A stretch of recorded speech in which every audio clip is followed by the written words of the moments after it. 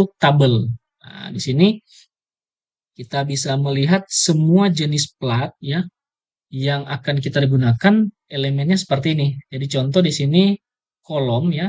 Kolom di sini panjangnya 7,5 meter, grade-nya A36, berat per meternya 374, total beratnya sekian. Ya, di sini. Jadi totalnya untuk kolom di sini ada 144 kolom dengan total berat 28.141 kilo. Jadi sangat ini ya, sangat powerful sekali kalau saya melihat di sini. Ini saya tutup.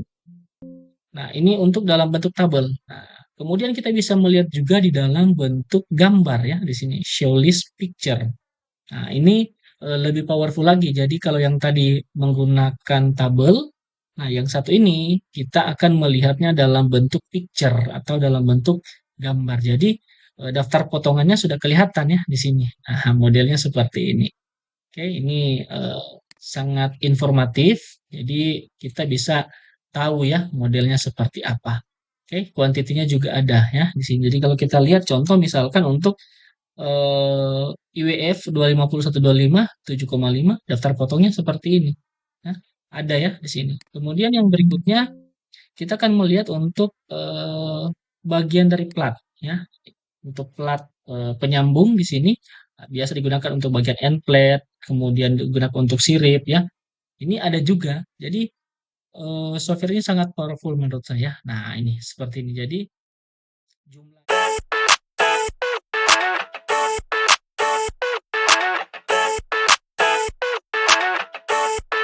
I never thought I'd feel like this. Oke, kembali lagi dengan saya Pardi Kalomata di channel BIM Engineering Polindo. Terima kasih bagi teman-teman yang masih terus setia di channel saya ini. Di kesempatan kali ini saya akan membagikan tutorial dari pengalaman saya pribadi menggunakan software berbasis BIM, khususnya produk dari Autodesk ya. Nah, di sini saya akan tampilkan dua jenis program. Yang pertama ini adalah program Autodesk Revit. Nah, di mana program ini saya sudah gunakan sejak tahun 2020-2021. Saya gunakan untuk memodelkan suatu bangunan gedung serbaguna di sini. Kalau teman-teman perhatikan di sini saya buatnya pure dengan menggunakan Autodesk Revit ya di sini. Ini kalau saya hide elemennya, hasilnya struktur rangka atapnya kurang lebih seperti ini. Oke, dan di sini kita melihat ada bagian rafter, ada bagian gording, ada bagian sagrot atau track stang, kemudian ada wind bracing di sini. Oke, seperti ini. Kemudian ada juga bagian house ya di sini seperti ini. Nah, kemudian di sini juga di dalam penggunaan software Revit ini sendiri, kita sudah bisa mengeluarkan volume ya. Jadi kalau teman-teman lihat di bagian project browser saya, di bagian schedule quantity di sini sudah ada volume semua. Nah, di sini saya akan mencontohkan hasil dari perhitungan quantity contoh untuk panjang sagrot atau track stangnya. Di sini kita buka seperti ini contohnya. Nah, di dalam software Revit sendiri ini sudah keluar ya. Jadi dipakainya diameter berapa, panjangnya berapa, jumlahnya berapa, dan total panjangnya berapa di sini sudah ada semua. Contoh di sini dia untuk sagrotnya ada 798 buah dengan total panjang adalah 698,44 meter. Begitupun kita ingin tahu untuk panjang wind bracing ya. Oke, wind bracingnya itu ada di sini. Oke, untuk panjang wind bracing itu adalah 482,01 dengan jumlah wind bracingnya itu adalah tadi 96 buah. Nah, ini pun kita bisa lihat dari tampilan 3D ya. Kalau kita lihat 3D sambungan baja, ya modelnya seperti ini. Jadi yang ini track stang atau sagrot, kemudian bagian yang ini adalah wind brace ya dengan diameter 19. Kemudian di sini juga ada baut HTB. Nah, untuk baut juga sebenarnya sudah ada ya. Kalau saya lihat di sini jumlah baut di sini, jumlah baut juga sudah bisa dikeluarkan dari Autodesk Revit ya. Jadi ada diameter, panjang baut, jumlah grade sama total weight-nya. Ini kalau kita lihat di sini ada 904 buah baut untuk gedung dengan konstruksi baja seperti ini ya. Jadi mulai dari pada bagian house, rafter dan lain sebagainya untuk konstruksi baja seperti ini ya, jumlah baut yang digunakan adalah sebanyak yang tadi ya, seperti itu. Nah, di sini saya mau compare dengan software Advanced Steel. Nah, ini komparasi ini bukan artinya yang satu kurang bagus atau yang satu lebih bagus, tidak, tetapi lebih pada kenyamanan saya menggunakan software ini, ya. Nah, kenapa saya harus mengkomparasi dengan Advanced Steel? Karena di Revit sendiri setelah saya mencoba mempelajari memang sudah cukup baik, sudah cukup lengkap, tetapi tidak selengkap dengan menggunakan software yang khusus untuk baja. Dalam hal ini Advanced Steel yang saya gunakan versi 2023 ya. Nah, kenapa saya menyampaikan tidak selengkap atau tidak seinformatif dengan software memang khusus yang digunakan untuk menghitung dan mendesain bangunan baja? Di sini saya contohkan. Contoh misalkan saya ingin menampilkan baut ya di sini. Oke, jadi di sini saya tampilkan jumlah baut dulu atau beratnya, berat plat penyambung saja. Nah, untuk berat plat penyambung di sini, kalau kita buka dari hasil perhitungan dengan menggunakan Revit, tampilan yang saya gunakan, yang saya dapatkan ya, itu hanya seperti ini. Ada type, kemudian area, kemudian ketebalan, volume, jumlah, dan total rat. Di sini, oke, ini pun sebenarnya kita bisa filter, filternya dengan menggunakan tipe ya di sini. Filter by type, kemudian oke di sini. Kemudian kita kita bisa lihat di sini selain filter kita grouping ya, grouping by type. Kita lihat di sini filternya saya matikan dulu di sini. Oke, filternya non. Oke, nah ini dia muncul ya. Jadi kita akan menggrup berdasarkan tipe dari plat penyambung. Contoh misalkan di sini untuk plat tipe yang ini ya, ini seperti ini batasannya di sini ya.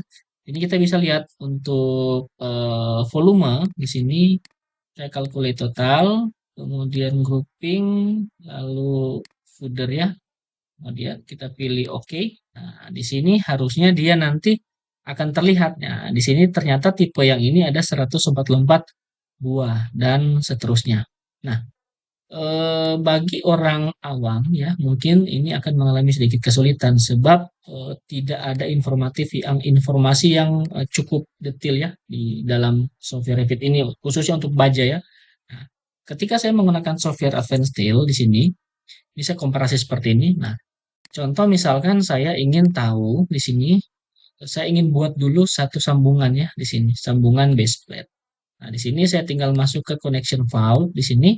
Saya pilih base plate, kemudian saya klik objek kolom bajanya.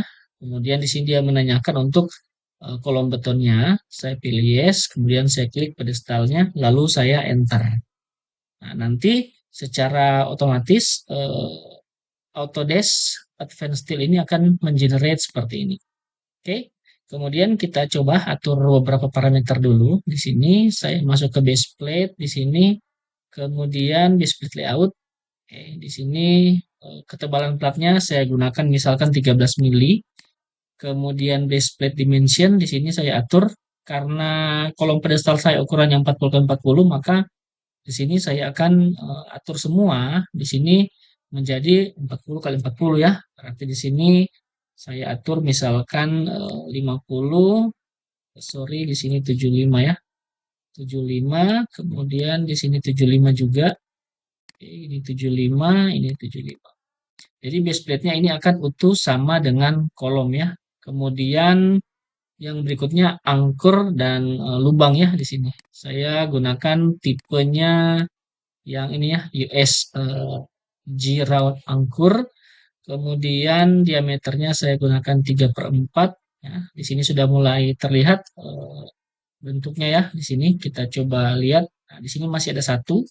Oke, kemudian untuk panjang angkurnya saya buat di 406 mili atau 40 cm lebih sedikit.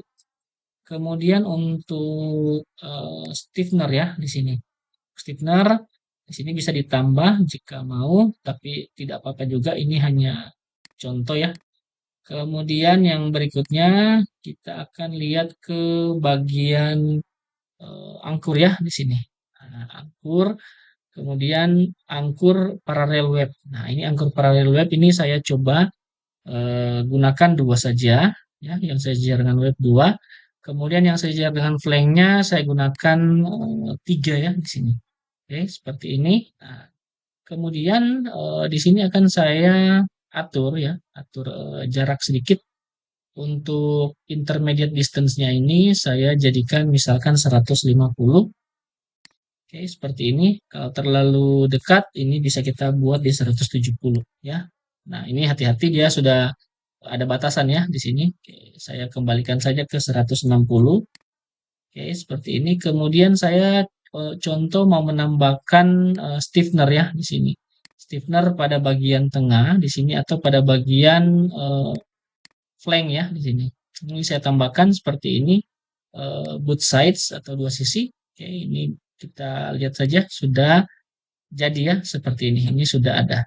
Oke, kalau kita klik di bagian ini, maka biasanya akan terlihat angkurnya ya. Di sini saya coba ke wireframe, maka nanti angkurnya terlihat seperti ini. Nah, apa yang membedakan software Advanced Steel dengan software Revit? Di sini saya numbering lagi karena di sini saya sudah memasukkan angkur, numbering, kemudian saya pilih OK. Nah, nanti semua part, semua bagian yang ada di dalam project dengan menggunakan Advanced Steel itu langsung otomatis di-generate oleh program ya. Di sini saya close. Nah, dan kita bisa mendapatkan informasi yang lebih detail ya. Contoh di sini saya mau lihat untuk BOM-nya ya atau Bill of Material. Nah, Bill of Material ini kalau kita perhatikan di sini saya buka, nah, saya mau lihat contoh misalkan kita mau lihat bagian-bagian dari elemen pada proyek kita ya. Misalkan di sini saya mau melihat untuk bagian baut ya di sini. Jadi misalkan di sini kita lihat list daripada bolt ya di sini. List daripada bolt, kita coba klik. Nah, di sini langsung dihitung otomatis oleh Advanced Steel sendiri. Nah, setelah dihitung, nanti kita akan mendapatkan hasil ya. Nah, hasilnya bisa kita lihat nanti diproses dalam bentuk tabel. Nah, ini yang membuat saya tertarik dengan Advanced Steel ini.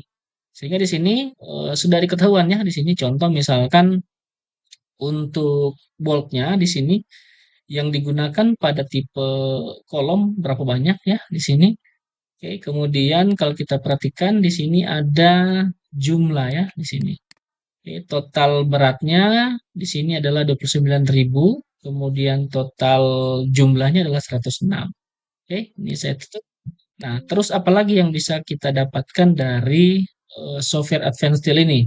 Yang berikutnya, kalau kita masuk ke bagian ini ya part list-nya, ini yang tidak saya temukan di Autodesk Revit. Jadi di Advanced Steel ini kita bisa lihat, yang kita lihat pertama adalah daftar potong atau cutting list ya. Jadi ketika kita akan mengerjakan proyek baja biasanya dari fabrikator atau dari bagian produksi akan meminta cutting listnya. Jadi potongan platnya, bagian bautnya seperti apa. Nah, dengan menggunakan software Advanced Steel ini, saya bisa menemukan solusi ya. Jadi di sini kita lihat dulu show listnya atau daftar potong.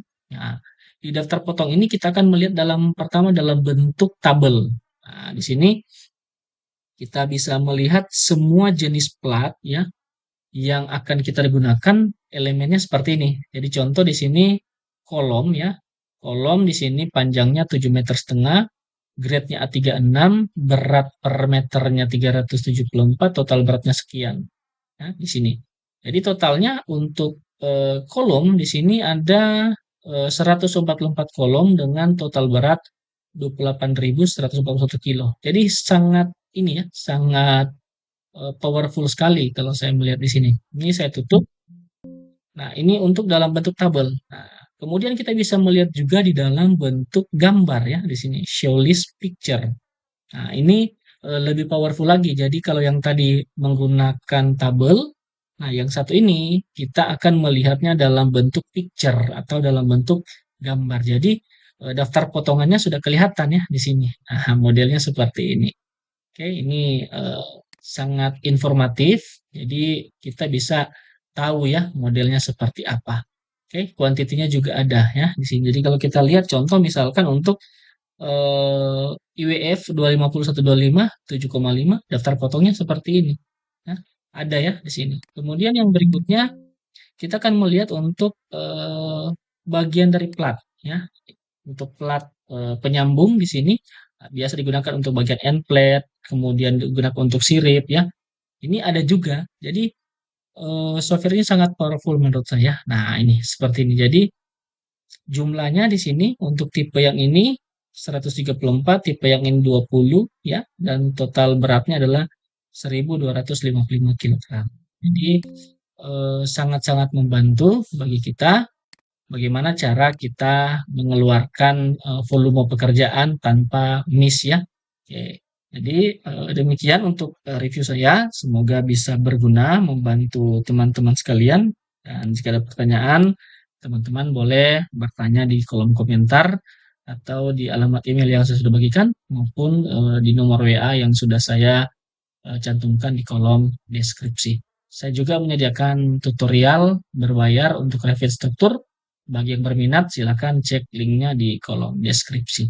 Sekian dari saya, sampai jumpa di tutorial selanjutnya. Terima kasih. I never thought I'd feel like this.